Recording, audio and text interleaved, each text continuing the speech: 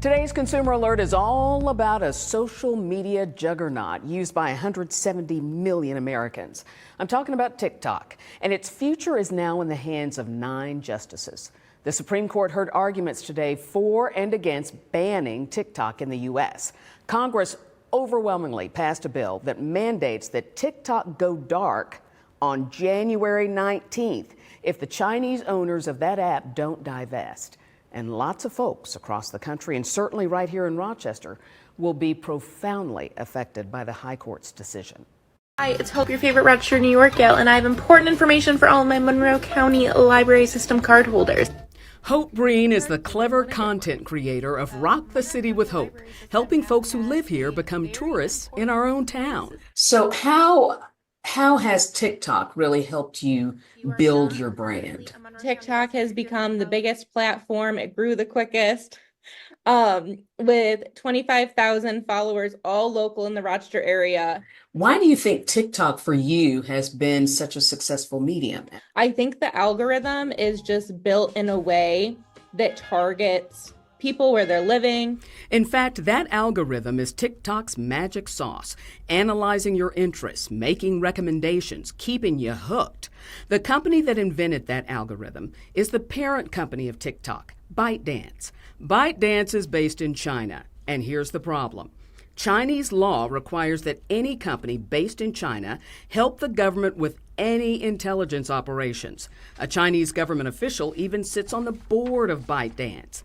Friday, before the High Court, lawyers representing the U.S. government argued that Chinese ownership of TikTok could give the Chinese government, a U.S. adversary, access to a treasure trove of sensitive information about the millions of American users, identify Americans to spy on, even weaponize misinformation to destabilize American democracy.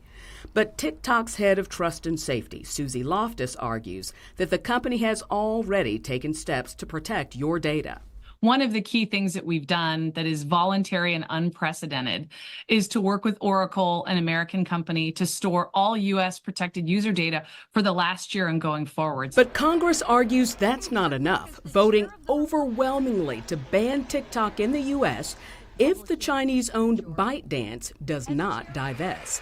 We are fighting the ban in the courts. We believe the facts and the law show that it's unconstitutional, and frankly, half of America finds community and magic on TikTok, 7 million businesses. Hope's business is one of them. She says TikTok has literally changed her life. So it led to a career change. I was interviewed on 92.5 WBEE a year and a half ago to talk about things to do in Rochester. And then after our conversation, they said, hey, have you ever thought about working in radio? She's now part of the Bee Morning Coffee Club, has a blog complete with advertising, a digital guide, has published a Rochester photography book, and even has T-shirts. Her business is now a vehicle through which other small businesses can expand their brands. Do you believe if TikTok were not around, that you would have been able to change your life in the way that you have? No.